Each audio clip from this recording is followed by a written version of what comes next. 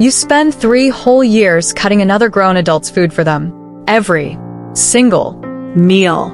You hide the knives. You rearrange your entire life around their fears. You do it without complaining, without clapping back, without asking for a single thing in return. And then one day, you find out they've been playing you dirty the whole time. Now most people woulda just bounced, packed their bags, cried in the car, moved on. But my sister? Nah, fam. My sister left that man a parting gift he's still dealing with to this day. And honestly, best revenge I've ever seen in my entire life. No cap. Yo, what is up, guys? Welcome back to American Sleep Tales, the channel where the tea is always hot and the karma always hits different. If you are new here, bro, you picked the right night to show up. Smash that subscribe button right now, hit the notification bell, because we drop 2 brand new stories every single day. And you do not want to miss what's coming. Alright y'all, get comfy, kill the lights, and let's get into this story. Because this one's gonna sit with you. Okay, so let me paint the full picture for y'all, cause context is everything with this one. My sister, let's call her Maya, she's one of those people who just gives. Like, she's the type of woman who will literally rearrange her entire life to make the people she loves comfortable. She ain't doing it for clout. She ain't doing it to be praised. She just genuinely, deeply, from the bottom of her heart cares about people. That's just who she is. So, when Maya started dating this dude, let's call him Derek, she came into it with her whole chest open. Full trust, full love, full ride-or-die energy. Derek was in his early 30s, decent looking, charming in that smooth, low-key manipulative way that you don't clock until way later. He had a good job, drove a clean car, said all the right things at the right times. But Derek had this thing. Pause for effect. This dude was absolutely, completely, 100% terrified of knives. And I don't mean like, oh, I'm a little squeamish around sharp objects, kinda scared. I mean full-on, certified, panic attack-inducing phobia. Like, the sight of a knife sitting on a counter could send this man into a spiral. The sound of someone cutting vegetables in the next room had him tensing up like he was about to get jumped. And raw meat? Oh lord. If Derek even thought about the sensation of a blade going through raw meat, the texture, the resistance, that particular kind of softness, he said it gave him these dark, intrusive thoughts that he couldn't shake. He told Maya early on, super vulnerable, super serious, that knives made him think of human flesh. That it triggered something in his brain he couldn't control. That the scary thoughts would take over and he'd just lose it. And Maya, being Maya, believed him. 100%. She didn't question it. Didn't make him feel weird about it. Didn't bring it up around her friends to laugh about. She just adapted. Let that land. This woman started cutting this grown man's food for him. Every meal. Steak? She cut it. Chicken? Cut it. Fruit? Cut it. She'd prep everything in advance, so Derek never had to touch a blade. She moved the knives from the knife block on the counter, where any normal person keeps them, and hid them under the sink, inside a cabinet, tucked behind cleaning supplies, so Derek wouldn't accidentally see them and get triggered. She did this for 3 years, y'all. 3 years of being someone's emotional support chef. 3 years of sneaking around her own kitchen. 3 years of making sure this man's deepest fear never had a reason to show up. And it wasn't just about the knives either. Maya had a 10-year-old kid from a previous relationship. A sweet, energetic, just trying to figure out life kind of kid. And Derek knew this going in. He knew Maya was a package deal. He smiled at that kid, played the cool stepdad role, acted like he was building something real with his family. Meanwhile, behind closed doors, when things got rocky, that mask cracked real fast. But we'll get there. Because first, Maya had to find out what kind of man Derek actually was. Now y'all, I want you to really sit with this part. Because this ain't just a he cheated story. It's way more layered than that. The cheating itself, yeah, it happened. Derek had been stepping out, sneaking around, double life, the whole cliche. And Maya found out the way most people find out. Not through some dramatic confrontation, not through a private investigator. She found out through her phone. One of those moments where you pick up your partner's unlocked phone to check the time, Just the time, nothing else, and a notification slides down from the top of the screen. And in that half second, your entire reality shifts. Slow down here. Maya told me later that her first reaction wasn't even anger. It was this weird, almost outside the body kind of calm, like her brain just buffered. Couldn't process it fast enough. She set the phone down, walked to the bathroom, sat on the edge of the tub, and just stared at the wall for like 10 straight minutes. Because she wasn't just processing the betrayal of a relationship. She was processing 3 years. 3 years of cutting his food. 3 years of hiding the knives. 3 years of building her schedule around his comfort. 3 years of showing up, showing out, pouring herself into this man. And all that time, he was out here playing games. Beat. Now here's where it gets ugly, y'all. When Derek realized Maya knew, when he saw it in her face, heard it in her voice, he didn't apologize. He didn't get quiet. He didn't try to explain himself or beg for forgiveness. No. This man blew up. Like, full volcanic eruption. 0 to 100 in 3 seconds flat. He started screaming. And I don't mean arguing. I mean full on. Veins in the neck. Losing his mind screaming. At Maya? Sure. That's bad enough on its own. But then, and this is the part that makes my blood boil every single time I think about it, he turned to her 10-year-old child. Pause. Let silence do the work.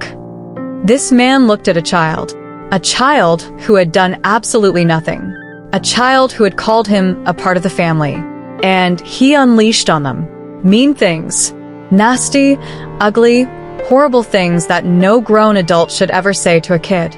Words designed to wound. Words that a child's brain will carry for years. Maya told me she went completely numb in that moment because she could handle him coming at her. She'd built up enough scar tissue for that. But watching him turn that rage onto her baby, something inside her went very, very quiet. Not the kind of quiet that means defeated. The kind of quiet that means decided. Pause. She didn't fight back that night. She didn't scream. She didn't throw things. She just looked at him, completely calm, and walked out. Maya came and stayed with me that night. She sat at my kitchen table, drank half a cup of coffee that she never finished, and she was just still, eerily still. Asked her if she was okay. She looked up at me and said, "I'm going back tomorrow to get my stuff." I said, "You want me to come with you?" She thought about it for a second. Then she smiled. And y'all, it wasn't a sad smile. It wasn't a broken smile. It was the kind of smile that lets you know someone's already 2 steps ahead. She said, "Nah, I think I want to do this one solo." I didn't ask any more questions, because something in her eyes told me Maya had a plan. And whatever that plan was, it was already done in her mind. Beat. Now here's the thing y'all need to understand about Derek and those knives. In the last month or 2 before everything exploded, Derek had actually been making what he called progress. He'd started using knives again. Slowly, carefully, but actually picking them up, cutting things himself. He was proud of it too. Made a whole thing about it. Talked about it like he'd climbed a mountain. Maya had been encouraging him, supporting him, cheering him on like the devoted partner she always was. And the knife block, the good one, the one with the nice heavy blades, that was actually his. His knives. His block. He'd bought them back when he first started trying to face his fear. Let that detail settle in the listener's mind. So Maya knew, when she went back that next day, that Derek was going to be using those knives. Not just once. Regularly. Every single time he cooked. Every single time he tried to slice something. Every single time he attempted to use that blade on anything, raw chicken, a tomato, a piece of bread, he was going to feel it. And she made absolutely sure of that. The next morning, Maya drove back to the house. Derek wasn't home, which was exactly what she needed. She walked in, she was calm, she was focused, she moved through that house like a woman on a mission. She went to her closet first, grabbed her clothes, her toiletries, the things that mattered, packed them clean and efficient. Then she walked to the kitchen. She stood in front of that knife block for a moment, just looked at it. Pause, slow and deliberate. She reached in, pulled out the blades, specifically the ones Derek used for cutting meat. The ones he'd been so proud to start using again. She carried them out to the patio, and then, methodically, deliberately, with absolute zero rush, she crouched down and started tapping the blades against the concrete. Not smashing them, not destroying them, tapping. Edge against rough concrete. Just enough. Just right. Enough to dull the blade. Enough to put tiny little nicks and catches in the metal. Enough to make sure that every single time Derek tried to slice through something, raw chicken, a piece of steak, anything with resistance, the blade would drag, would catch, would require that horrible extra pressure that makes cutting feel all wrong. That sensory nightmare he described to her so many times. She gifted it right back to him. Beat. Then she walked back inside, put the knives back in the block, exactly where they were, like nothing happened, grabbed her last bag, walked out the door, and never looked back. Now y'all, here's the part that makes this whole thing chef's kiss levels of satisfying. Derek didn't know. He had absolutely no idea. Those knives looked completely normal, sitting right there in the block, handles facing out, blades hidden. So the next time Derek went to cook, feeling all confident, feeling like the man, feeling like he'd moved past his fears, he grabbed that knife, put it to whatever he was cutting, applied pressure, and it dragged, caught, skipped, required that extra force that makes your brain do a double take. That sensation he described so many times, the wrong texture, the wrong resistance, the feeling of something that should be clean and sharp but isn't, was right there, built right into the tool he thought was safe. Pause. Maya didn't find out exactly what happened. She didn't need to. She just knew. She knew because she understood his fear better than anyone. Better than he probably understood it himself. She'd spent 3 years learning every edge of it, and she used every single bit of that knowledge on the way out. Beat, slow exhale. That's not just revenge, y'all. That's poetry. You know what gets me most about this story? It's not even the revenge itself, as genius as that was. It's the fact that Maya spent 3 whole years making herself smaller so that man could feel bigger. She hid knives in her own house. She cut a grown man's food. She reshaped her daily life around his comfort. And he repaid her by cheating, by screaming at her kid, by showing her exactly who he was the second she stopped being useful to him. Some people mistake your kindness for weakness.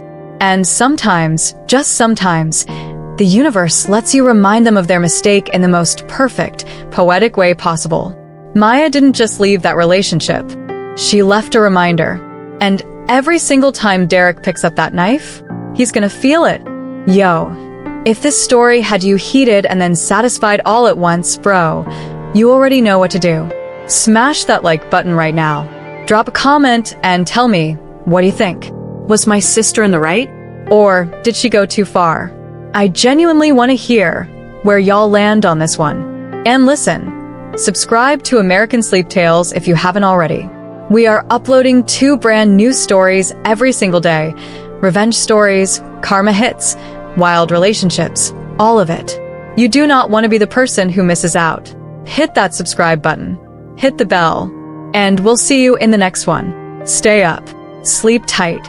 And remember, karma always finds its way home.